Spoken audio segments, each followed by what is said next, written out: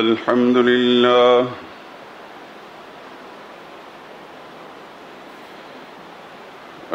لله وكفى والسلام على عباده الذين اصطفى خصوصا على سيد الرسل وخاتم الأنبياء وعلى آله المجتبى وأصحابه الأتقياء. أما بعد فإن خير الحديث كتاب الله وخير الهدي هدي محمد صلى الله عليه وسلم وشر الأمور محدثاتها وكل محدثة بدعة وكل بدعة ضلالة وكل ضلالة في النار. أعوذ بالله من الشيطان الرجيم. بسم الله الرحمن الرحيم.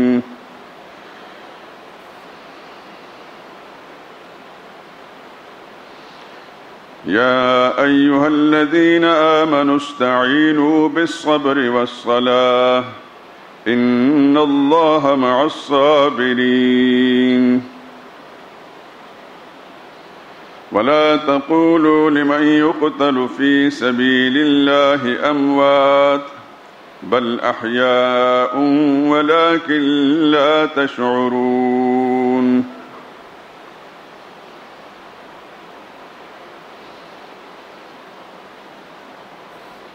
اے ایمان والو، صبر اور نماز کے ذریعے اللہ کی مدد حاصل کر لیا کرو. بلا شبہ اللہ صبر کرنے والوں کے ساتھ ہے، اور جو لوگ اللہ کی راہ میں مارے جائیں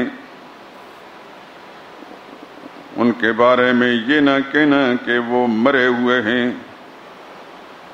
وہ مردہ نہیں بلکہ زندہ ہیں، لیکن تم نہیں جانتے.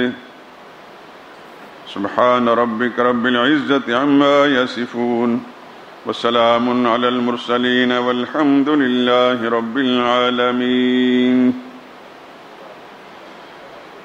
قال رسول اللہ صلی اللہ علیہ وسلم: خیر الناس قرنی ثم الذین یلونہم ثم الذین یلونہم. وقال رسول اللہ صلی اللہ علیہ وسلم: لا تسبوا اصحابی لو ان احدکم انفق مثل احد ما بلغ احدهم ولا نصیفہ ما بلغ مد احدهم ولا نصیفہ. وقال رسول اللہ صلی اللہ علیہ وسلم: اللہ اللہ فی اصحابی لا تتخذوهم غرضا من بعدی فمن احبهم فبحبی احبهم ومن ابغضهم فببغضی ابغضهم. وقال رسول الله صلى الله عليه وسلم: إذا رأيتم الذين يسبون أصحابي فقولوا لعنة الله على شركم. وقال رسول الله صلى الله عليه وسلم: إن الله اختارني واختار لي أصحابي فجعل منهم وزراء وأختانا وأسحارا فمن سبهم فعليه لعنة الله والملائكة والناس أجمعين لا يقبل الله منهم يوم القيامة صرفا ولا عدلا. سبحان ربك رب العزة عما يصفون وسلام على المرسلين والحمد لله رب العالمين.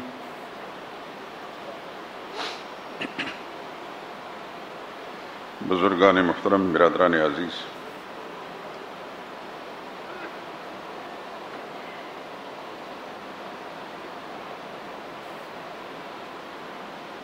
اسلامی سال کے پہلے مہینے کی آج 10ویں تاریخ ہے. پاکستانی تقویم کے لحاظ سے یعنی عاشورہ محرم الحرام سن چکے ہیں آپ کہ جس دن سے اللہ نے زمین و آسمان بنائے تب سے مہینوں کی تعداد اللہ نے 12 رکھی ہے، اور 12 میں سے 4 کو حرمت اور ادب والا بنایا ہے، جن میں سے ایک محرم الحرام بھی ہے، یہ مہینہ جس میں میں اور آپ سانس لے رہے ہیں۔ 2 مہینے اس سے پہلے گزر چکے ہیں، ذی-قعدہ اور ذی الحج، اور 1 مہینہ آگے آئے گا، یعنی اسلامی سال کا 7واں مہینہ رجب المرجب۔ یہ 4 مہینے ازل سے اللہ نے حرمت والے بنائے ہیں، اور تمام سابقہ شریعتوں کے اندر بھی عاشورہ محرم الحرام مقدس سمجھا جاتا رہا ہے، بنی اسرائیل میں بھی، دیگر مذاہب میں بھی۔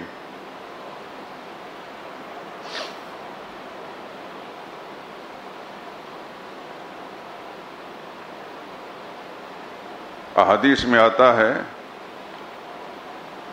اللہ تعالیٰ نے حضرت موسیٰ علیہ السلام اور بنی اسرائیل کو محرم الحرام کی اس 10ویں تاریخ عاشورہ محرم کو فرعون سے نجات عطا فرمائی تھی، اور اسی تاریخ میں فرعون کو اللہ نے غرق کیا تھا۔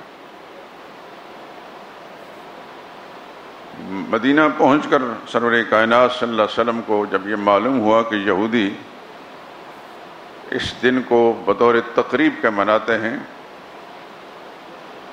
تو رسول اللہ صلی اللہ علیہ وسلم نے جب پوچھا تو انہوں نے بتایا، حضور نے فرمایا کہ تمہارے مقابلے میں ہمارا موسیٰ علیہ السلام سے زیادہ تعلق ہے، میں اللہ کا نبی ہوں، وہ بھی اللہ کا نبی تھے، ہم بھی ان کی اتباع اور پیروی میں یہ دن منائیں گے، لیکن فرق یہ ہوگا کہ تم 1 دن مناتے ہو، ہم 2 دن منائیں گے۔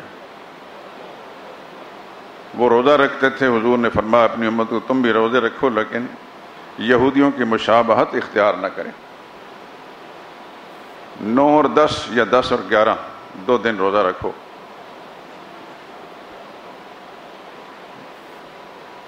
اپنی بات کو روک کر میں آپ حضرات سے ایک بات عرض کرتا ہوں کہ مشابہت کا جو مسئلہ ہے یہ شریعت کے اندر بڑا اہم مسئلہ ہے۔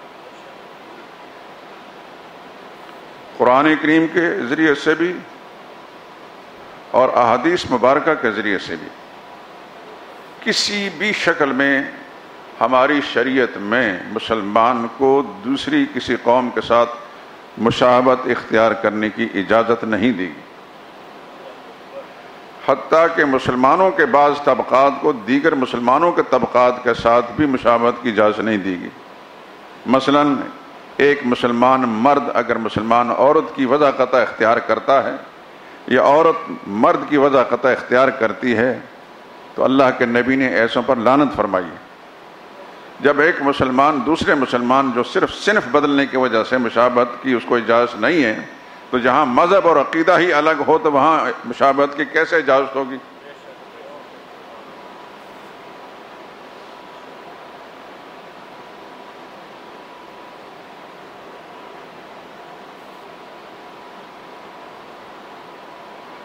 بڑی سختی سے رسول اللہ صلی اللہ علیہ وسلم نے دیگر قوموں کے ساتھ مشابہت اختیار کرنے سے منع فرمایا۔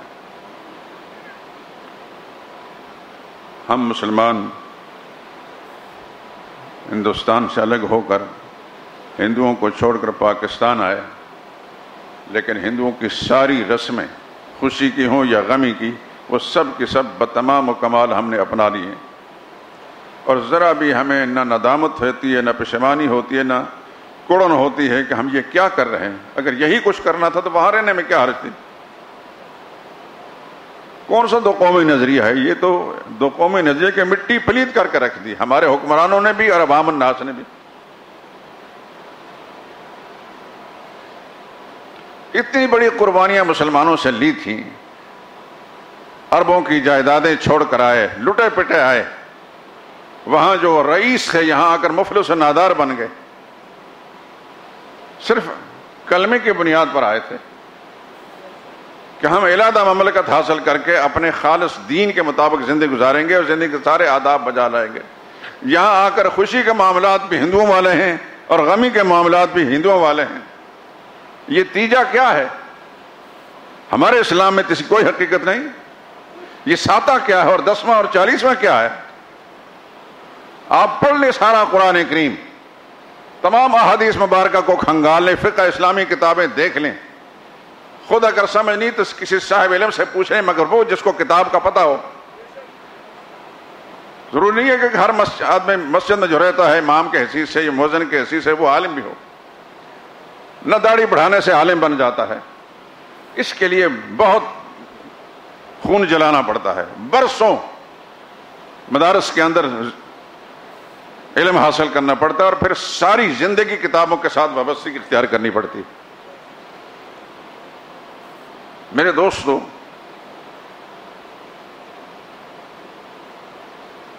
کم و بیش 12-13 سال تک میری تعلیمی زمانہ، اب تو خیر ریڈیوس کر دیا کہ 8 سال کے اندر دور عزیز پر مجھے زیادہ وقت لگا ہے. اور اس کا سبب یہ تھا کہ اپنے علاقے کے اندر جو کتابیں پڑھائی جاتی، مدرسہ نہیں ہوتے تھے، مسجدوں کے اندر علماء کے پاس بیٹھ کر رہتے تھے، پڑھتے تھے، خدمت بھی کی اللہ کی توفیق سے. مدارس میں جب پہنچے تو یہاں درجہ بندی ہوگی، بہت ساری کتابیں ریڈیوس کر دی گئیں. ہم نے جو کتابیں پڑھی ہیں اب طالب علموں کو ان کا نام بھی نہیں آتا. خیر، اس کے بعد 1970 سے لے کر اب کتنا زمانہ گزر گیا؟ 48 سال ہو رہے ہیں. 48 سال کے اندر ہر وقت کتاب کے ساتھ تعلق رہا ہے، لیکن اب بھی ہم طالب علم ہی ہیں، عالم نہیں بنے. عالم بہت بہت بڑا مقام ہوتا ہے عالم کا. ویسے اللہ کا نبی نہیں فرمایا العلماء ورثۃ الانبیاء، علماء انبیاء کے وارث ہوتے ہیں، انہوں نے علم کا سمندر پیا ہوتے ہیں. ہم نے دیکھے ہیں علماء، ہم نے علماء دیکھے ہیں، ان کے قدموں میں بیٹھے ان کی جوتیاں سیدھی کی ہیں. عالم نہ بنے ہیں، نہ اس قسم کا گھمنڈ ہے. البتہ ان کے پیروکار ضرور ہیں، جو بات کہتے ہیں دیکھ کر کہتے ہیں، سنی سنائی نہیں. لیکن ابھی عالم نہیں بنے، پتہ نہیں زندگی کتنی ہے. لیکن علماء کو ہم نے دیکھا، ایسا لگتا تھا کہ اللہ کی طرف سے الہام ہو رہا اور وہ بیان کر رہے ہیں.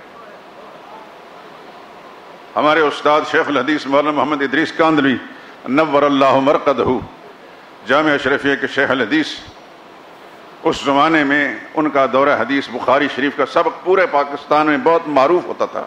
دور دراز سے طلباء بخاری پڑھنے کے لیے ان کے پاس آتے تھے. حضرت جب بخاری شریف پڑھاتے تھے تو ایسا لگتا تھا جیسا کہ تمام علوم کی کتابیں ان کے سامنے کھلی ہیں اور ہر کتاب کو دیکھ کر بیان کر رہے ہیں.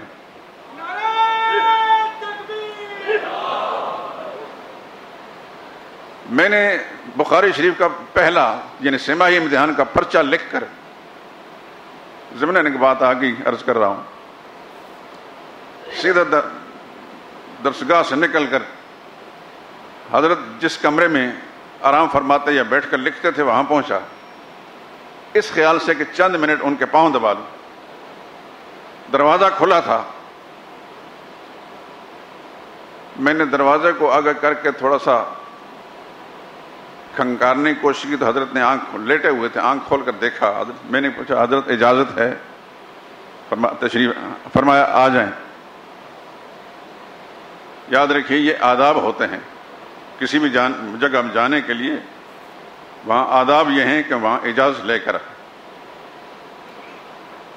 میں وہاں پہنچا تو میں نے پھر عرض کی حضرت مجھے اگر اجازت ہو تو میں پاؤں دبا لوں. فرمایا تھوڑی دیر دبا لینا پھر چلے جانا. خدا کی قسم اب وہ باتیں یاد آتی ہیں، ایسے انسان نظر نہیں آتا کہیں بھی.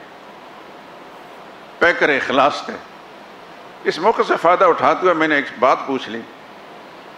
میں نے کہا قرآن کریم کے اندر عام طور پر جب اہل ایمان کو مخاطب کیا گیا یا ایھا الذین آمنوا، تو یہاں رسم خط اور ہے، اور سورہ نور میں ایک مقام توبوا الی اللہ ایھا المؤمنون، وہاں ایھا کا رسم خط اور ہے. طالب علمانہ ایک سوال ہے. حضرت فرمانے لگے اچھا صاحب، یہ ان کا تقیہ کلام تھا. کوئی آدمی مولوی طالب علم پبلک آدمی اچھا صاحب ضرور فرماتے تھے. اچھا صاحب، آپ نے رسم خط کے علوم پر جو کتابیں ہیں وہ پڑھی ہیں؟ میرے تو سر سے اوپر سے گزر کی بات، طالب علم کو کیا پتا ہوتا ہے؟ میں نے کہا حضرت مجھے تو یہ معلوم بھی نہیں کہ اس رسم خط پر فن ہوتا ہے۔ کہتے ہیں جب اس کو پڑھو گے تو پتہ چل جائے گا۔ اب یہ ایک چیز میں نے آپ کے سامنے ذکر کر دی، میں ایک طالب علم ہوں، ادنا سا طالب علم، بہت ساری کتابیں دیکھی ہیں اور بے شمار کتابوں کو پتہ بھی نہیں ہمیں۔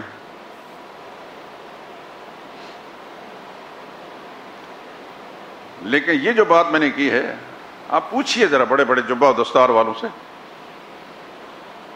ان کے حاشیہ خیال میں بھی یہ بات نہیں ہوگی کہ رسم خط پر بھی کوئی علوم ہوتے ہیں، کوئی کتابیں مرتب کی جاتی ہیں۔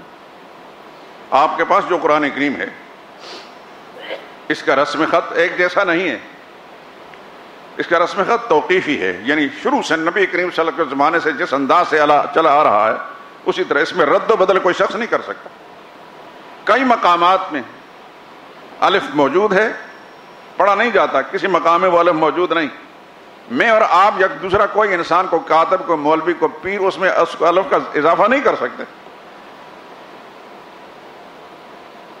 خیر، یہ ضمنی سی بات تھی۔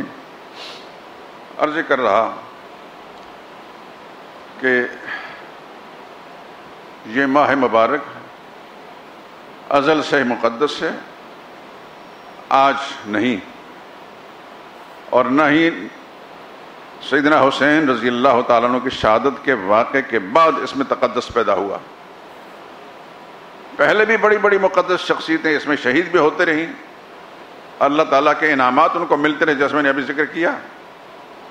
اتفاق کی بات ہے کہ سیدنا حسین سن 61 ہجری میں سیدنا حسین رضی اللہ تعالیٰ عنہ کی شہادت بھی واقع ہو گئی، لیکن یہ غلط فہمی دور کر لیجئے کہ یہ ازل سے ہے، اس مہینے کو تقدس ازل سے ہے، نبی کریم صلی اللہ علیہ وسلم کی شریعت کی وجہ سے نہیں ہے، حضور کے آنے کی وجہ سے نہیں ہے، حضور سے پہلے بھی اس کو تقدس حاصل تھا، رسول اللہ کی شریعت میں سے تقدس حاصل تھا۔ حضور نے ان سے پوچھا، انہوں نے کہا جی ہم اس کو اس لیے مناتے ہیں کہ اللہ تعالیٰ نے فرعون سے نجات دی تھی بنی اسرائیل کو۔ حضور نے فرمایا کہ ہمارا موسیٰ علیہ السلام سے تمہارے مقام میں زیادہ تعلق ہے، ہم بھی اس کو منائیں گے، لیکن امت کو فرما دیا کہ 2 روزے رکھنے، ایک نہیں، اس لیے کہ حضور صلی اللہ علیہ وسلم کی تعلیم کے اندر غیر کی مشابہت اختیار کرنے سے منع فرمایا،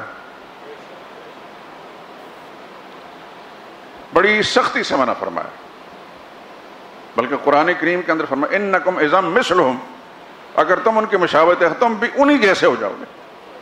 من تشبہ بقوم فہو منہم، جو کسی قوم کی مشابہت اختیار کرتا ہے وہ اسی قوم کا فرد شمار ہوتا ہے۔ یہ ایک جنرل اصول بیان کر دیا نبی کریم صلی اللہ علیہ وسلم نے۔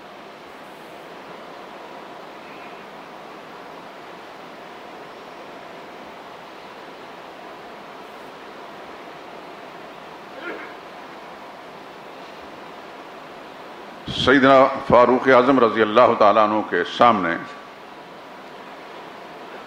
مملکت اسلامی کے مختلف صوبوں سے کچھ عیسائیوں کے بڑے بڑے لیڈر اور سردار آئے، لیکن انہوں نے لباس پہنا ہوا تھا مسلمانوں کا۔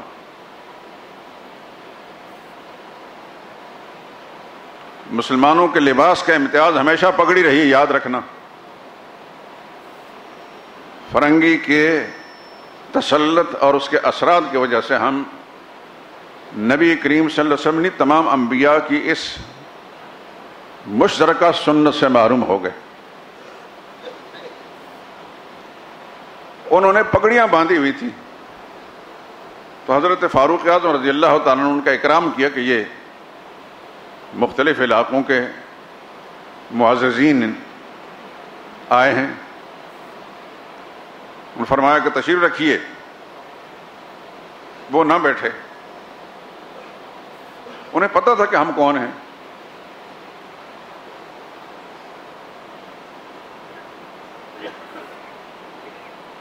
کہنے لگے، پھر فرمایا بیٹھتے کیوں نہیں؟ کہنے لگے نحن نصارى من بنی تغلب، ہم قبیلہ بنو تغلب کے عیسائی ہیں۔ حضرت نے فرمایا اولستم من اواسط العرب، تم عرب کے شرفاء مسلمانوں میں سے نہیں ہو؟ کہ نہیں ہم تو فلاں میں سے. تو فرمایا تم نے مجھے دھوکہ کیوں دیا اپنے یہ لباس مسلمانوں جیسا پہن کر؟ فوری طور پر ان کی پگڑیاں اتاری گئیں. تم اپنی وضع پر رہو، مسلمان اپنی وضع پر رہے گا، تم اپنی وضع پر رہو تاکہ دھوکہ نہ ہو. ان کی پگڑیوں کا ایک ٹکڑا کاٹ کے انہیں کمر کے ساتھ باندھ دیا تاکہ پہچانے جاؤ. آپ کیا کہیں گے اس کو؟ اسلام کا مزاج یہ ہے کہ ہر مسلمان بھی اپنی وضع پر رہے اور غیر مسلم اپنی وضع پر رہے.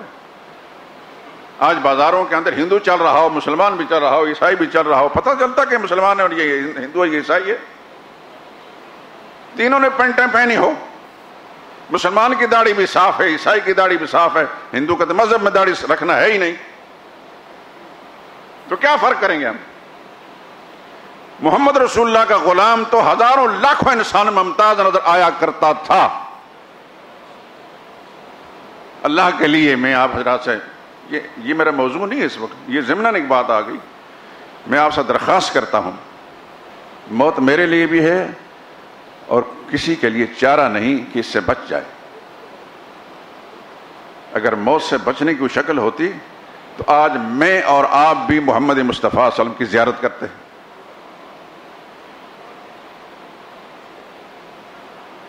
معلوم ہوتا کہ رب العالمین کے قانون میں سدا زندہ رہنا کسی کے لیے نہیں، سدا زندگی صرف ایک اللہ ہی کے لیے ہے، بقا اسی کے لیے ہے.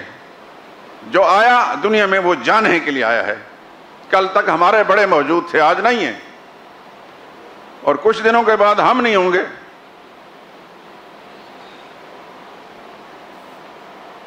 جانا جب ہے تو پھر واپس آنا نہیں. جب ہم سے یہ پوچھ ہوگی کہ تمہیں اپنے نبی کا چہرہ پسند کیوں نہیں تھا، میرے دوستوں، میں اللہ گواہ ہے قرآن میرے ہاتھ کے اندر، میں کسی توہین نہیں کر رہا، میں آپ کی محبت کے اندر آپ کی ہمدردی کے لیے بات کر رہا ہوں کہ یہ پوچھ ضرور ہوگی. حضور صلی اللہ علیہ وسلم کے پاس ایران سے ایک وفد آیا،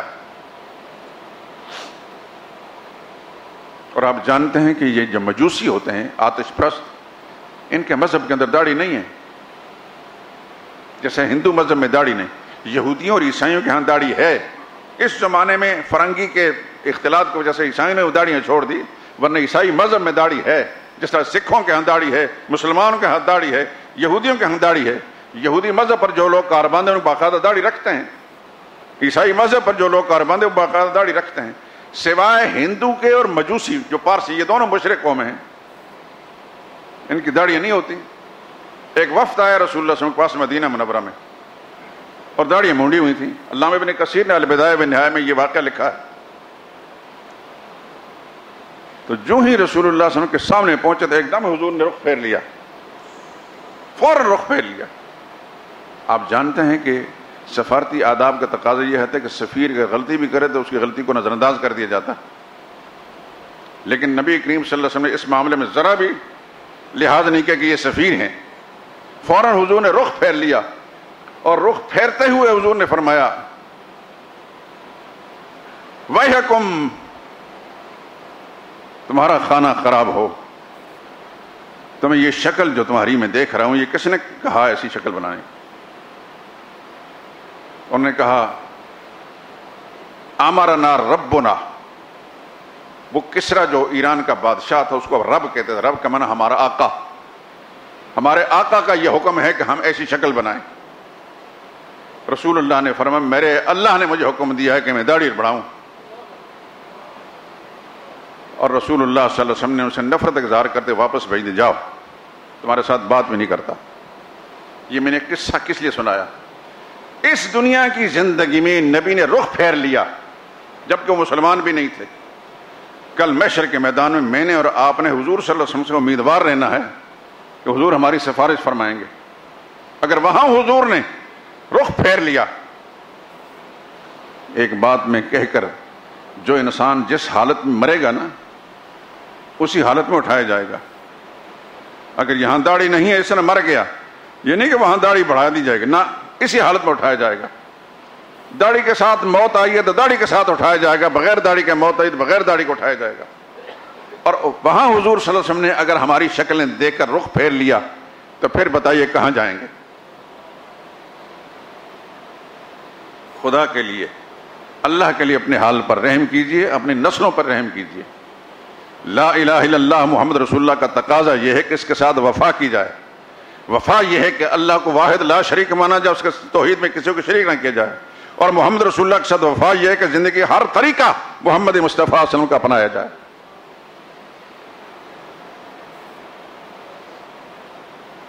کوئی کیا کہتا ہے، کوئی کیا کہتا ہے، اس کو جوتی کی نوک پر رکھیں، اللہ اس کے رسول کی بات کو 12-10 رکھیں۔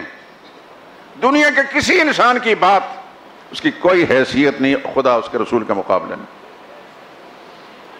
پکا ایمان والا وہ ہے جس نے اللہ کے حکم کو بالادستی دی، محمد مصطفیٰ کی تعلیمات کو بالادستی دی۔ حضور کے فرمان کے سامنے نہ کسی صدر کی بات ہے، نہ کسی وزیر اعظم کی بات ہے، نہ کسی افسر کی بات ہے۔ پکا ایمان والا وہ ہے، کلمہ اسی کا معتبر ہے، ورنہ منافقت ہے۔ مدینہ میں کچھ لوگ کلمہ پڑھتے تھے لیکن کلمہ ان کے دل میں نہیں اترا تھا، اندر نہیں اترا تھا، اس وجہ سے منافق شمار ہوئے۔ بشر المنافقین بأن عذابا علیما، منافقوں کو اس بات کی اطلاع دے دو کہ ان کے لیے دردناک سزا ہے۔ الذین یتخذون الکافرین اولیاء من دون المؤمنین، یہ منافق وہ لوگ ہیں مسلمانوں کو چھوڑ کافروں سے دوستی رکھتے ہیں۔ ایبتغون عندہم العزہ، کہ کافروں سے دوستی اس لیے رکھتے ہیں کہ ان سے عزت چاہتے ہیں۔ فإن العزة للہ جمیعا، عزت ساری کی ساری اللہ کے پاس، اور اللہ جس کو چاہتے ہیں اس کو عزت دیتے ہیں، اور عزت اسی کو دیں گے جو محمد مصطفیٰ کا سچا پیروکار ہوگا۔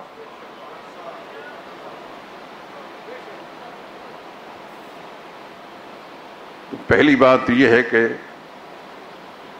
محرم الحرام یہ ادب والا مہینہ ہے، اس کا ادب و احترام زمانے جاہلیت کے اندر بھی تھا۔ لوگ قبائل کی لڑائی اور جنگیں ہوتی تھیں، مہینہ جب یہ آتا تھا محرم الحرام کو جنگیں بند کر دیتے تھے۔ آپ نے علماء سے سنا ہوگا، قبائل کی تاریخ اگر پڑھی ہے تو اس کے اندر یہ سب کچھ لکھا ہے۔ یہاں ایک بات کہہ دوں،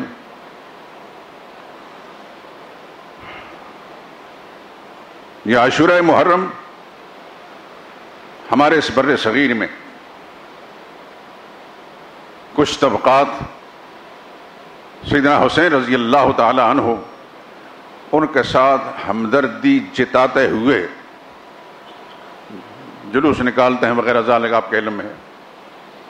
اس کے ساتھ کیا کیا کرتے ہیں میں تو کبھی شریک نہیں ہوا، اس واسطے مجھے پوری تفصیل کا علم نہیں، لیکن ایک قدر مشترک یہ ہے کہ ایک تو پٹائی کرتے ہیں اپنے آپ کی، ہاتھ انہی کے ہیں اور سینے بھی انہی کے،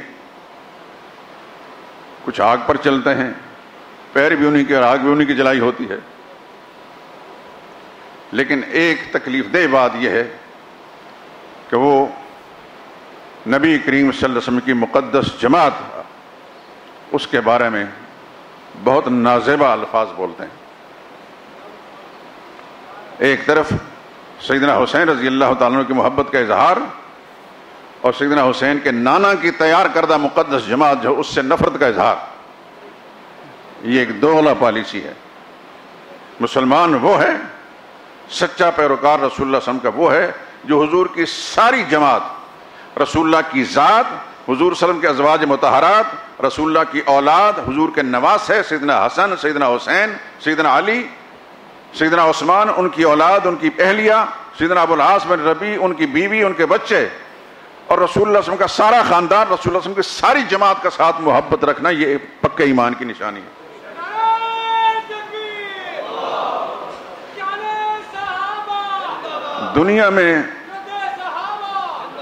دنیا میں کوئی مسلمان بشرطے کہ مسلمان ایسا نہیں جو سیدنا علی سے نفرت کرتا ہو، یا سیدنا علی کے صاحبزادے حضرت حسن یا حسین سے یا سیدہ فاطمہ سے نفرت کرتا ہو، ایسا تو سوال ہی نہیں پیدا ہوتا، اس کا تو اسلام سے تعلق ہی کوئی نہیں۔ کم از کم ہم جو اہل سنت والجماعت ہیں، ہمیں کوئی الزام نہیں دے سکتا کہ ہم حضور صلی اللہ علیہ وسلم کی ذات سے بھی، آپ کے خاندان سے بھی اور آپ کے ازواج مطہرات سے بھی آپ کی ساری اولاد اور اولاد در اولاد سے محبت رکھتے ہیں. اللہ ہمیں اس پر قائم رکھے. لیکن حضور کی اولاد میں سے بعض کی آڑ لے کر صحابہ اکرام رسول اللہ صلی اللہ علیہ وسلم کی ازواج مطہرات یا رسول اللہ صلی اللہ علیہ وسلم کے صحابہ یا ان کی اولادوں کو برا بھلا کہا جائے، گالی دی جائے، یہ مسلمان کا شیوا نہیں.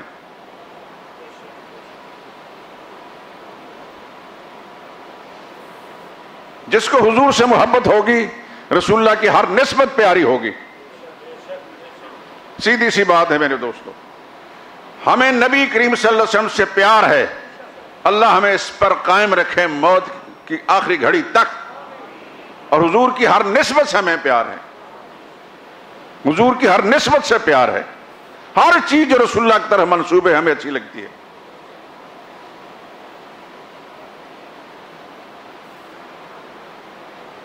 مدینہ سے ہمیں کیوں پیار ہے؟ رسول اللہ صلی اللہ علیہ وسلم جب مدینہ نہیں تشریف لے گئے تھے، یہ فتنہ و فساد کی جگہ تھی. اس کا نام یثرب تھا. کیا نام تھا؟ یثرب. یہ میں بتا دیتا ہوں اور اس کو یاد بھی رکھنا، آئندہ مدینہ کو کوئی یثرب نہ کہے. آپ کے پاکستان کے قوال قسم کے جو جاہل ہوتے ہیں یہ بھونکتے رہتے ہیں یثرب کے والی. حضور نے منع فرمایا یثرب کہنے سے. یثرب کہتے ہیں خون ریزی اور فتنہ و فساد کی جگہ. جس دن محمد رسول اللہ نے وہاں قدم رکھا خون ریزی اور فتنہ و فساد ختم ہو گیا. اب یہ مدینہ طیبہ بن گیا. نبی کریم صلی اللہ علیہ وسلم کی نسبت سے مدینہ کی ہر چٹکی مٹی سے، ہر انچ زمین سے ہمیں پیار ہے. کیونکہ اب یہ یثرب نہیں رہا، مدینہ طیبہ بن گیا، مدینہ منورہ بن گیا. زادہ اللہ شرفا. تو ہر چیز جو رسول اللہ کی طرف منسوب رہی ہمیں اس سے پیار ہے. جو مسلمان ہوگا دنیا میں اس کو حضور کی ہر نسبت سے پیار ہوگا.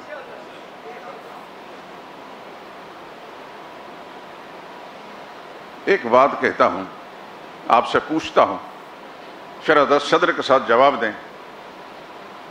آج کے زمانے کا کوئی عالم دین یا کوئی صوفی اللہ کا نیک بندہ، اس کے پاس بیٹھنے والے پڑھنے والے طالب علم یا اس سے رہنمائی حاصل کرنے والے کچھ شاگرد، ان کے مرید 8-10 سال تک 20 سال تک اس سے شاگردی اختیار کرتے ہیں، اس سے تلمذ حاصل کرتے ہیں، اس سے اصلاح لیتے ہیں، تو پھر کیا کہا جاتا ہے کہ یہ سارے لوگ گمراہ ہیں؟ سوچا جا سکتا ہے، ان کے بارے میں کہا جا سکتا ہے یہ لوگ گمراہ ہیں جنہیں ایک اللہ والے کے پاس 20 سال گزارے ہیں. اس اللہ والے کی تربیت کیا ہے جو 20 سال تک اس کے پاس رہنے والے گمراہ رہے؟ اور جو نبی نہیں امام الانبیاء ہیں صلی اللہ علیہ وسلم، انہوں نے 23 برس تک محنت کر کے جو معاشرہ تیار کیا، کیا وہ مرتد تھے؟ جواب دیں. وہ گمراہ تھے؟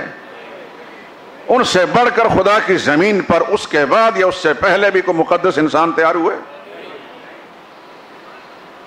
یہ میرا اور آپ کا جذباتی فیصلہ نہیں، اللہ کے قرآن میں ہے. اللہ کے قرآن میں والسابقون الأولون من المهاجرين والأنصار والذين اتبعوهم بإحسان. سبقت اختیار کرنے والے، پہلے اختیار کرنے والے نبی پر ایمان لانے اور ساتھ دینے میں، وہ مہاجرین میں سے ہوں یا انصار میں سے، مکہ والے ہوں یا مدینہ والے.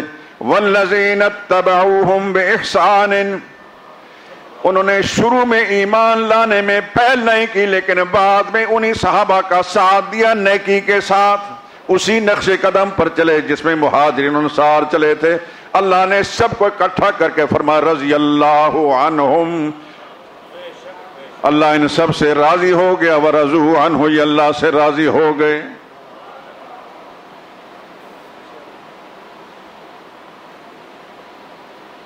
یہ کس کا اعلان ہے؟ سوچ کر کہیں. کوئی معمولی اعلان ہے؟ یعنی میں اور آپ اس کو آسانی سے نظر انداز کر لیں گے، اس کی کوئی ویلیو نہیں. یہ کہ کسی پاکستان کا صدر یا وزیر اعظم کا کوئی فیصلہ ہے؟ یہ خالق کائنات کا اعلان ہے. زمین و آسمان ٹل سکتے ہیں، میرے رب کا فرمان بدل نہیں ہو سکتا. علامہ ابن تیمیہ کی قبر پر خدا رحمتوں کی گھٹا نازل فرمائے. کیا خوبصورت نقطہ انہوں نے بیان فرمایا.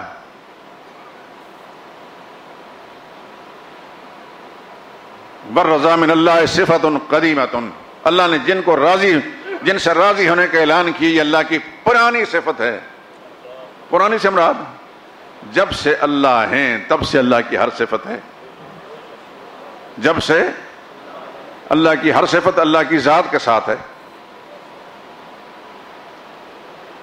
میرے دوستو، میں یا آپ یا دنیا کوئی انسان، ہمارے پاس اگر کوئی خوبی ہے تو یہ ہماری ازلی نہیں، بعد میں سے. مثلا میں نے قرآن پڑھا اپنے اساتذہ سے، تب مجھے قرآن کریم کوئی شدھ بدھ پیدا، اس سے پہلے نہیں تھی. میں نے کتابیں پڑھی، آپ کے سامنے بیان کر رہا ہوں. ایک عرصہ لگنے کے بعد پھر یہ صلاحیت پیدا ہوئی. تو ہر انسان دنیا کا، اس میں جو صفت بھی آتی ہے بعد میں آتی ہے، جو صفت بھی آتی ہے بعد میں آتی ہے. ابو بکر صدیق جب حضور پر ایمان نہیں لائے تھے تو رضی اللہ عنہ ان کے حقدار نہیں تھے. فاروق اعظم جب حضور پر ایمان نہیں لائے تھے تو رضی اللہ عنہ کے حقدار نہیں تھے. جب ایمان لائے تو یہ ساری خوبیاں آ گئیں علی حد القیاس، سب کے سب. لیکن اللہ وہ ہے کہ اللہ تعالیٰ کو کوئی خوبی کسی دوسرے نے نہیں دی. مجھے اور آپ کو جو صفت جو خوبی ملی ہے اللہ کی عطا سے ملی ہے. سمجھ رہے ہیں کہ نہیں سمجھ رہے؟ خدا کے لیے کوئی جواب بھی دیں. میرے اور آپ کے پاس جو خوبی ہے، جس کو بھی اللہ نے جو خوبی دی ہے، علم کی خوبی ہے، دانشمندی کی خوبی ہے، فصاحت بلاغت کی خوبی ہے، سخاوت کی خوبی ہے، دولت کی خوبی ہے، زور اور طاقت کی خوبی ہے، اور آل اولاد کی خوبی ہے. یہ ساری خوبیاں ماں کے پیٹ سے لے کر ہم آئے ہیں. کس نے دی ہیں؟ اللہ نے دی ہیں. لیکن اللہ کو جو صفت اس کی صفات ہیں وہ کس نے دی ہیں؟ اللہ کی ذاتی ہیں. اللہ کی ذاتی ہیں. جس طرح علم اللہ کی ذاتی صفت ہے اس وقت سے جب سے اللہ کی ذات ہے، قدرت اللہ کی ذاتی صفت ہے تب سے جب اللہ کی ذات ہے، اس طرح رضا راضی ہونا یہ اللہ کی ذاتی صفت ہے تب سے جب اللہ کی ذات ہے. تو اللہ نے جو فرمایا رضی اللہ عنہم، اللہ ان سے راضی ہے. ابن تیمیہ کیا عجیب انسان گزرے ہیں، خدا کی کروڑوں رحمتیں نازل ہوں. کہ والرضا من اللہ صفت قدیمۃ، اللہ کی رضا یہ اللہ کی پرانی صفت ہے، قدیم صفت ہے.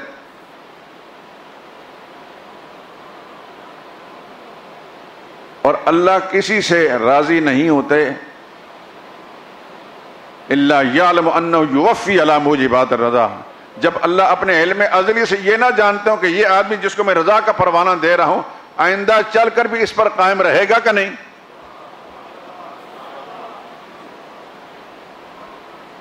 دیکھیے آپ کا وزیر اعظم ایک کو وزیر بناتا ہے، ہوتا ہے کہ نہیں؟ کل کو اس میں کوئی خرابی ہوتی تو اسے وزارت کا علمدان لے لیتے ہیں کہ نہیں لیتے؟ لیکن کبھی سنا ہے کہ اللہ نے کسی کو نبی بنانے کے بعد پھر نبوت سے معزول کیا ہو؟ کیونکہ اللہ اپنے علم ازلی سے انتخاب فرماتے ہیں اور اس کا علم ناقص نہیں ہوتا. جب انتخاب کر لیا تو پھر وہ نبی ہی رہتا ہے. عیسیٰ علیہ السلام زمین پر نہیں آسمانوں پر ہیں، مسلمانوں کے عقیدے میں وہاں بھی نبی ہیں.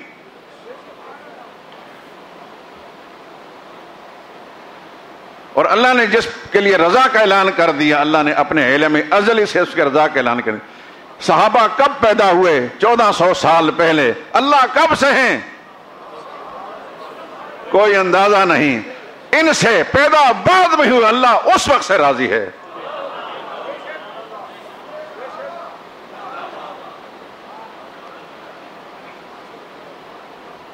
ومن رضی اللہ عنہ لم یسخط علیہ ابدا، کہتے ہیں جس سے اللہ تعالیٰ راضی ہو جاتے ہیں پھر اللہ اسے کبھی ناراض نہیں ہوتے.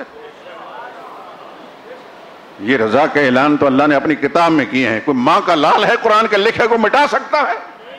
ساری دنیا کے لوگ صحابہ کو بھونکنے والے بھونکتے رہیں، میرے رب کا لکھا ہوا نہیں مٹا سکتا. میرا رب ان سب سے راضی ہے.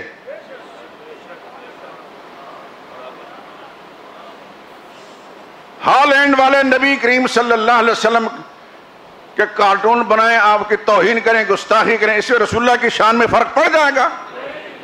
ساری دنیا کے کتے بھونکتے رہیں، یہود و نصارہ میں سے اور دیگر کفار میں سے محمد رسول اللہ کی بات اللہ والا وَلَسَوْفَ يُؤْتِيكَ رَبُّكَ فَتَرْضَىٰ وَإِنَّكَ لَعَلَىٰ خُلُقٍ عَظِيمٍ. میرے نبی آپ کی بڑی شان ہے.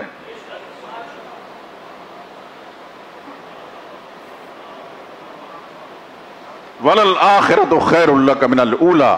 ہر آنے والی گھڑی یال میرے نبی آپ کے لیے پہلی گھڑی سے زیادہ اعلیٰ ہے.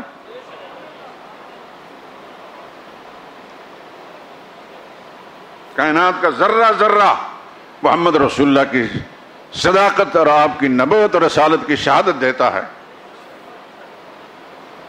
آپ سن چکے نہیں مجالس کے اندر ایک انصاری کا اونٹ بگڑ گیا اور کوئی قریب جا نہیں سکتا تھا، اس کو کھانے کاٹنے کے لیے آتا تھا. سارے خوفزدہ باغ کے کنارے کے اندر کھڑے تھے دب کے. ادھر رسول اللہ سمت تشریف لے آئے، دروازہ کھلوایا گیا، اندر دیکھا کہ لوگ سہمے بیٹھے ہیں. پوچھا کیوں ڈرے ہوئے ہو؟ عرض کہ یا رسول اللہ وہ کنارے پر جو اونٹ کھڑا ہے بگڑ گیا ہے، قریب جانے کی اجازت نہیں دیتا، وہ پھاڑ کھانے کو دوڑتا ہے. رسول اللہ صلی اللہ علیہ وسلم خود تشریف لے گئے. صحابہ نے چیخ کر یا رسول اللہ کی آپ کو نقصان نہ پہنچا. فرمایا میری فکر نہ کرو. جس وقت رسول اللہ صلی اللہ علیہ وسلم اونٹ کے پاس پہنچے تو اس نے گردن جھکا لی. رسول اللہ صلی اللہ علیہ وسلم کے قدموں میں اپنا سر رکھ دیا. حضور نے اس کا سر اٹھا کر اپنے کانوں کے قریب کر کے، اب ظاہر بات ہے کہ وہ بول تو رہا نہیں تھا لیکن نبی صاحب وحی تھے. جو پوچھ رہا ہے اونٹ سے وہ میری طرح اور آپ کی طرح انسان نہیں، وہ خدا کا نبی ہے اور نبی اللہ کی اطلاع سے نبی بنتے ہیں. اللہ ان کو اطلاع دے رہے ہیں. اونٹ کو اللہ نے جو زبان دی تھی اس زبان میں اونٹ نے شکایت کی اپنے مالک کی کہ مالک مجھ سے کام زیادہ لیتا ہے، چارہ کم دیتا ہے. رسول اللہ صلی اللہ علیہ وسلم نے فرمایا مجھے شکایت کی ہے کہ تو اس کو کام زیادہ لیتا ہے، انعام زیادہ کم دیتا ہے. تو فرمایا خدا کی زمین کا ذرہ ذرہ مجھے اللہ کا رسول مانتا ہے. یہ دھرتی پر پھرنے والے کئی بد نصیب انسان ہیں جو میری نبوت کا انکار کرتے ہیں. کائنات کی ہر چیز مجھے خدا کا رسول مانتی ہے. تو محمد رسول اللہ صلی اللہ علیہ وسلم یہ سچے ہیں تو آپ کی تربیت یافتہ لوگ بھی سچے ہیں. جن کو اللہ نے اپنی رضا کا سرٹیفکیٹ دیے ہیں وہ سچے ہیں. یہاں یہ بات عرض کر دوں، سیدنا حسین رضی اللہ تعالیٰ عنہ کے بارے میں آج بھانت بھانت کی بولیاں بولی جائیں گی مختلف مساجد کے اندر. میں 1990 91 92 93 94 میں اسی ممبر پر بہت کچھ کہہ چکا ہوں اس سلسلے میں پوری تفصیل سے. اب اس کو دہرانے کی ضرورت نہیں. اگر وہ کیسٹیں کہیں سے مل جائیں تو انشاءاللہ الف سے یا تک آپ کو سب کچھ معلوم ہو جائے گا. آج صرف اتنا میں عرض کرتا ہوں. سیدنا حسین رضی اللہ تعالیٰ عنہ حضور کے نواسے تھے. آپ کی چھوٹی صاحبزادی سیدہ فاطمہ کے جگر گوشہ تھے. دنیا کا کوئی مسلمان اس وقت کا ہو یا آج کا یا قیامت تک آنے والا جو رسول اللہ سے پیار کرے گا رسول اللہ کے خاندان سے بھی پیار کرے گا. کل بھی تھا اور آج بھی ہے اور آئندہ بھی ہوگا. ہاں جو کل رسول اللہ کے دشمن تھے، منافقانہ طور پر مسلمان اپنے آپ کو کہتے تھے، ان منافقوں نے دھوکہ دے کر بلایا سیدنا حسین کو اور پھر راستے میں جا کر ان کو ان کے خاندان کے نوجوانوں سمیت قتل کر دیا. اور وہ سارے وہی تھے کوفہ سے آنے والے، 60 شخص من اہل کوفہ. علامہ ابن کثیر نے لکھا ہے کہ 60 کوفی آئے تھے حضرت حسین کو لے جانے کے لیے. 12,000 خطوط جگہ بہادری کوفیوں کے آئے حضرت حسین کو بلانے کے لیے کہ آپ آ جائیں، فضا بڑی سازگار ہے، ہم آپ کے ہاتھ پر بیعت کرتے ہیں، موجودہ حکومت سے تعلق کا اعلان کرتے ہیں۔ سیدنا حسین رضی اللہ تحقیقی حال کے لیے اپنے ایک عزیز کو بھیجا، بعد میں خود تشریف لے گئے، لیکن ایسا کوئی مسئلہ نہیں تھا، سن لیا چاہیے سارے دوست، کیونکہ اسلام مٹ چکا تھا تو اس کو بچانے کے لیے جا رہا۔ یہ سب بکواس ہے، یہ ایسا ہی بکواس ہے جیسا کہ کوئی شخص کہے کہ اس وقت جو 1 بج چکا ہے دن کا تو کہے کہ آدھی رات ہے۔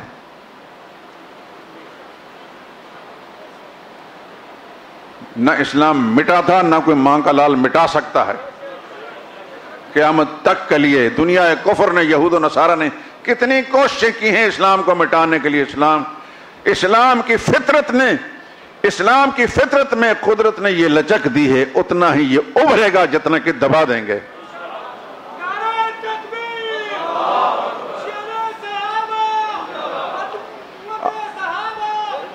آپ کے علم میں ہے اس ہندوستان میں 150 سال تک یا سے زیادہ عرصہ انگریز نے حکومت کی ہے۔ انگریز سے اس ملک کو چھڑانے کے لیے ہندوؤں نے بھی کوشش کی، لیکن زیادہ مسلمانوں نے کوشش کی، اور مسلمانوں کے آگے آگے ان کے علماء تھے۔ تو امرتسر سے لے کر سہارنپور تک سڑک کے دونوں طرف درختوں کے اوپر علماء کی لاشیں علماء انگریز نے قتل کر لٹکا رکھی تھیں ڈرانے کے لیے۔ وہ سب قربان ہو گئے، لیکن جو تحریک چلی تھی بالآخر انگریز کو اپنے ناپاک قدم یہاں سے لے کر نکلنا پڑا۔ انگریز اسلام کو مٹا چکا ہے بر صغیر سے، اس نے چاہا اسلام کو مٹانا، نہیں مٹا سکا۔ آپ کے علم میں ہے، سن چکے ہیں آپ، تمام مدارس اور مساجد سے قرآن کریم خرید کر نسخے انہوں نے سمندر میں ڈالنے کی کوشش کی۔ کسی نے کہا کہ یہ جب تک قرآن موجود ہے مسلمان رہیں گے، قرآن ختم ہو گیا مسلمان ختم ہو جائیں گے۔ کسی قاری صاحب نے پوچھا اس فرنگیوں کے کسی آدمی سے جو آئے تھے قرآن خریدنے کے لیے، کہنے کہ قرآن کیوں لیتے ہو، کیوں خریدتے ہو؟ کہتے منہ مانگے پیسے لے لو، قرآن ہمیں دے دو۔ کیوں خریدتے ہو بھائی، کیا ضرورت ہے، تمہارا تو ایمان بھی نہیں اس پر۔ کسی نے کہہ دیا کہ ہمارا مقصد یہ ہے، ہم چاہتے ہیں، کوئی مسلمان ملازم تھا اس نے بتا دیا، انگریز تو نہیں بتاتے تھے، اصل میں انگریزوں کا مقصد یہ ہے قرآن کریم خریدنے کا، قرآن ختم کر دیں گے مسلمان ختم ہو جائیں گے۔ اس نے کہا بھولے لوگو، بدبختو، قرآن ان اوراق کے مجموعے کا نام نہیں، قرآن سینوں میں محفوظ ہو چکا ہے۔ 8 سال کے بچے کو بلایا کر جہاں سے مرضی ہو پوچھ لو، قرآن کا یہ اعجاز ہے میرے دوستو۔ 8 سال اور 6 سال کا بچہ قرآن کا حافظ ہو رہا ہے۔ ابھی سال پہلے آپ نے اخبار میں پڑھا ہوگا، یہاں رائے بین روڈ پر ایک قاری صاحب ہیں، ان کی بچی 6 سال کی بچی نے قرآن کی حفظ کر لیا۔ گجرانوالہ میں ہمارے ایک دوست ہیں مولانا شفقت حیات، ایک نوجوان ہے، بڑے امیر خاندان کے نوجوان ہیں۔ جی ٹی روڈ پر ان کا اپنے پیٹرول پمپ ہیں، ایک مدرسے کے اندر وہ مدرس ہیں، بہترین کتابیں پڑھاتے ہیں۔ کسی زمانے میں وہ کرکٹ کا بڑا اعلیٰ کھلاڑی تھا، لیکن کسی اللہ والے کے ساتھ تعلق ہوا، پھر انہوں نے اس دوسرے رخ پر پھیر دیا، تو چند سالوں میں ساری کتابیں پڑھ کر بہترین عالم بن گئے۔ 55 دنوں میں قرآن کریم حفظ کیا ہے، 55 دنوں میں۔ بی اے کرنے کے بعد اللہ نے رخ پھیر دیا، امیر خاندان کا نوجوان میرے پاس یہاں آئے، اتنا عاجز مزاج، کچھ عرصہ میرے پاس پہلے آئے تو مجھ سے کچھ مشورہ لینے کے لیے۔ نام تو ہم نے پہلے سنا تھا، لیکن جب میں اس نوجوان کو دیکھا، اللہ کی قسم کہ خدا بند جس پر کس مہربانی فرماتا ہے، کروڑ پتی آدمی ہے، کئی پیٹرول پمپوں کا مالک ہے، گجرانوالہ میں 4-5 کروڑ کی اس کی کوٹھی ہے، لیکن سادگی اور عاجزی اتنی ہے کہ انسان سمجھا کہ شاید یہ کسی کے چپڑاسی ہے۔ مدرسے میں پڑھاتا ہے، 55 دنوں میں قرآن کریم حفظ کیا ہے، یہ قرآن کا اعجاز ہے۔ تو اس نے کہا یہ قرآن کریم کو سینوں سے کیسے نکالو گے، ان اوراق کو تو تم سمندروں میں پھینک سکتے ہو۔ تو انگریز نے ساری کوشش کر کے اسلام کو مٹا سکا؟ نہیں مٹا سکا۔ میرے دوستو، صحابہ اکرام رضوان اللہ علیہ جن کی تربیت محمد مصطفیٰ نے کی تھی صلی اللہ علیہ وسلم، وہ کل بھی رسول اللہ کے مخلص اور جانثار تھے، آج بھی جو صحابہ کی عظمت کے گن گانے والے ہیں، جو محمد مصطفیٰ صلی اللہ علیہ وسلم صداقت اور رسالت کے گن گانے والے ہیں، یہ بھی زندہ رہیں گے، اسلام بھی زندہ رہے گا۔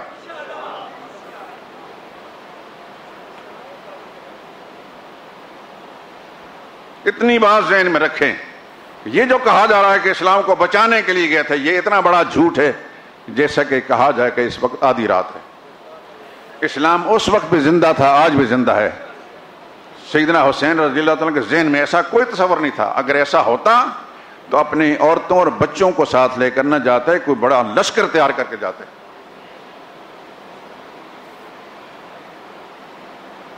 اور جس یزید کو گالی دی جاتی ہے اس کے حاشیہ خیال میں بھی یہ بات نہیں تھی جو آج اس کے ذمہ لگایا جا رہا، لیکن یہ ہر جاہل آدمی کو نہیں پتہ لگے گا، جو صاحب علم ہے اس کو پتہ لگے گا، جس نے کتاب دیکھی، جو کتاب کو جانتا ہے، جو یزید کی پوری زندگی کردار کو جانتا ہے، اس کو پتہ ہے یزید کے حاشیہ خیال میں بھی تھی، سیدنا حسین کی دشمنی اور دعوت نہیں تھی، نہ اس کے خاندان میں تھی، بلکہ ان کی تو سیدنا حسین کا سر رشتہ داری تھی۔ یزید کی سگی پھوپھی رسول اللہ کی بیوی تھی، جو سیدنا حسین کی نانی لگتی ہیں۔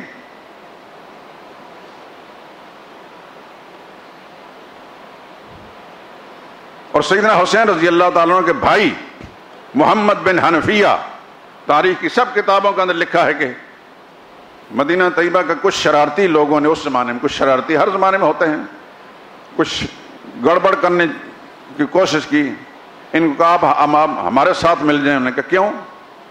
کیونکہ یزید کے خلاف بغاوت کرتے ہیں۔ کیوں بغاوت کرتے ہو بھائی؟ کہتے ہیں کہ وہ یزید شراب پیتا ہے۔ دیکھیں جھوٹے لوگ ہر زمانے میں جھوٹ بولتے رہے، لعنت کا توق گلے میں ڈال کر ہر زمانے میں جھوٹ بولتے رہے۔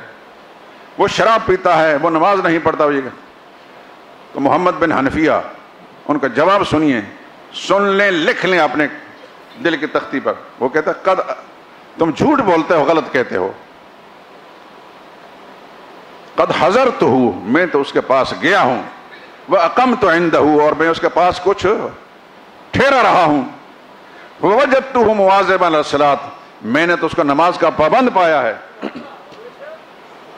وَوَجَدْتُهُ مُوَاظِبًا عَلَى الصَّلَاةِ، نماز کا پابند پایا ہے۔ يَسْأَلُ عَنِ الْفِقْهِ، ہر وقت دینی مسائل پوچھتا پاچھتا رہتا ہے، معلومات کرتا رہتا ہے۔ مُلَازِمًا لِلسُّنَّةِ، سنت کا بڑا پابند ہے۔ تم کہاں سے کہہ رہے ہو؟ میں عینی گواہ اس کے پاس گیا، وہاں رہا، میں نے تو ایسی کوئی برائی نہیں دیکھی جو تم کہتے ہو۔ انہوں نے پوچھا تمہارے پاس دلیل کیا؟ کہتے دلیل تو کوئی بھی نہیں، بس ہم کہتے ہیں کہ وہ ایسا ہی ہے۔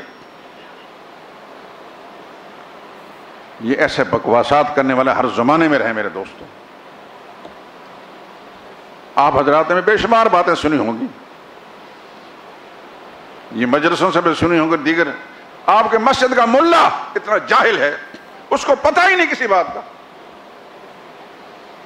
بس سنی سنائی باتیں۔ اب یہ فرق کرنا مشکل ہے کہ یہ سنی ہے کہ یہ شیعہ ہے۔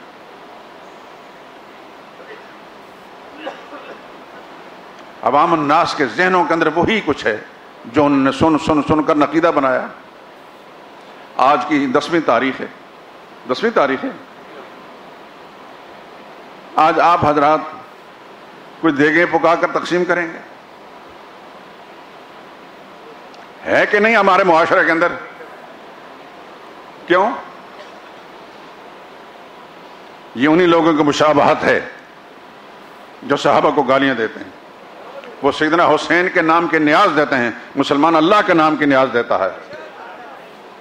اس لیے آج کے سیدنا حسین رضی اللہ تعالیٰ کو ایصال ثواب سارے سال میں کراتے رہیں، سارے محرم میں کریں، لیکن اس دن سے اجتناب کریں تاکہ مشابہت نہ ہو۔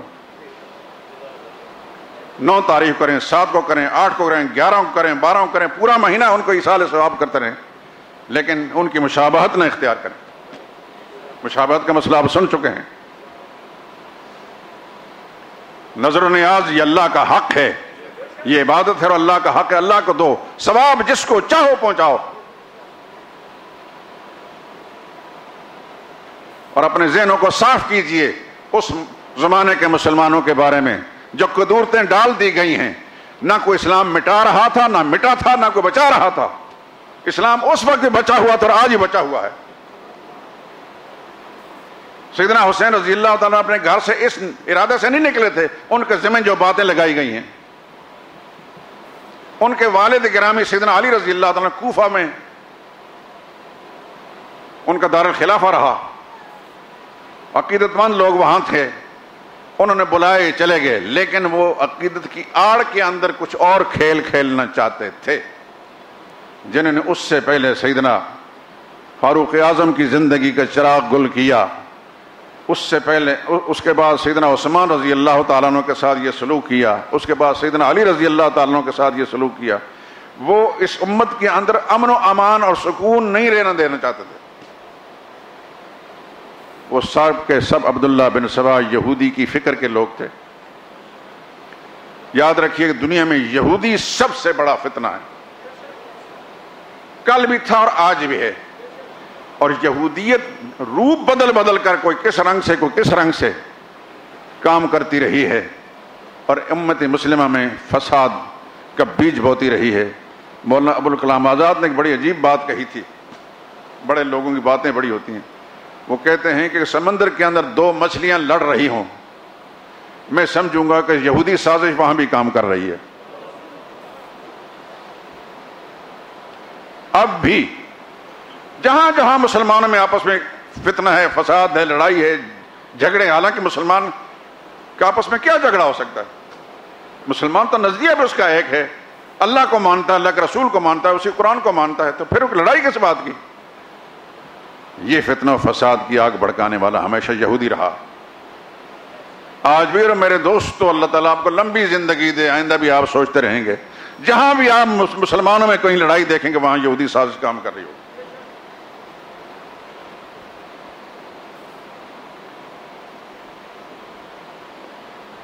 آج 1500 سال گزرنے کے بعد مجھے اور آپ کو یہ پتا چل گیا کہ یزید حضرت حسین کا دشمن تھا، لیکن جنہوں نے یزید کو اپنی آنکھوں سے دیکھا،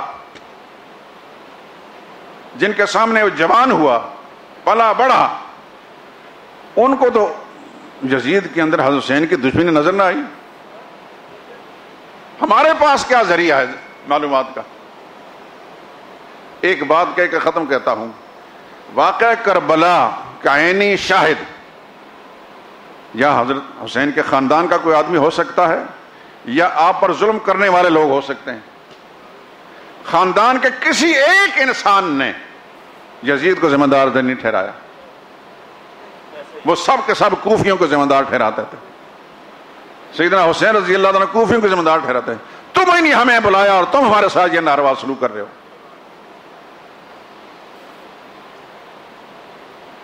یہ ہماری کتابوں میں نہیں، فریق مخالف کی کتابوں کے اندر لکھا ہوا ہے. لیکن ہماری مصیبت یہ ہے، ہمارے مولوی کی مصیبت ہے کہ اس نے کتاب پڑھنا جو ہے حرام سمجھ رکھا ہے. عوام الناس نے بھی کتاب پڑھنا یا صحیح بات کو سمجھنا حرام سمجھ رکھا ہے، کیونکہ ہم پیدا ہی کاروبار کرنے کے لیے ہوئے ہیں. جو انٹ شنٹ ہمیں سنایا جائے گا ہم آمنا وسلمنا کہہ کر قبول کرتے جائیں گے اور وہی اپنا عقیدہ بنائیں گے. سیدنا حسین کے خاندان کے کسی مرد نے، کسی عورت نے، کسی بڑے نے، کسی چھوٹے نے، نہ اس زمانے میں نہ اس کے بعد یزید کو ذمہ دار ٹھہرایا. نہ یزید کے ذہن میں سیدنا حسین کے خلاف ایسی کوئی بات تھی. یہی وجہ ہے کہ خاندان کے بچے ہوئے لوگ پھر ملک شام گئے، یزید کے پاس گئے، وہاں رہیں. اس نے بڑے اکرام کے ساتھ ان کو ٹھہرایا ہے. ایک بات اور ذہن میں رکھیں، آج جدید آلات کے ذریعے سے 1 منٹ سے امریکہ سے یہاں خبر آ جاتی، یہاں کی خبر وہاں پہنچ جاتی ہے. اس زمانے میں نہ وائرلیس تھی، نہ ٹیلی فون تھے، نہ ٹیلیکس، نہ فیکس، نہ واٹس ایپ، نہ کچھ. یہ تمام چیزیں نہیں تھی. مکہ معظمہ سے کربلا تک 1000 میل کا فاصلہ ہے. کربلا سے 440 میل کا فاصلہ ہے. دمشق شام. پیدل لوگ سفر کرتے تھے تو ہفتوں کے بعد پتہ چلتا تھا کہیں. یہ نہیں کہ ٹیلی فون اٹھایا پتہ چل گیا کہ اب یہ ہوگا تب وہ ہو گیا. اس زمانے کے حالات کو سامنے رکھ کر پھر بات کو سمجھنے کی کوشش کیجیے. اس زمانے میں جدید آلات کے اندر منٹوں نہیں سیکنڈوں کے اندر پوری دنیا کی خبریں پہنچ جاتی ہیں. اس زمانے میں ایسا نہیں تھا. کوئی قاصد آتا تھا تو پتہ چلتا تھا کہ فلاں جگہ میں یہ ہو گیا وہ ہو گیا. سیدنا حسین کے ساتھ جو ظلم ہوا کہ نہ کوئی لمبی چوڑی فوج تھی, 60 کوفی تھے, یہ ان کے ساتھ 17-18 نوجوان تھے. بس 60 کے مقابلے میں 17-18 آدمی جو ہے مقابلہ نہیں کر سکتے. کتنا بھی کریں گے بالآخر ان 60 تجربہ کار کوفیوں نے ان پر یہ ظلم کیا. پھر سرحدی فوج جو اس وقت ان کو پتا چلا, انہوں نے آ کر ان 60 کوفیوں کو جہنم رسید کر دیا. بس اتنی سی بات, ایک دن کا واقعہ ہے اور چند گھڑیوں کا واقعہ ہے. یہ پورے 10 دن کا یہی زیب داستان کے لیے ہوتا ہے.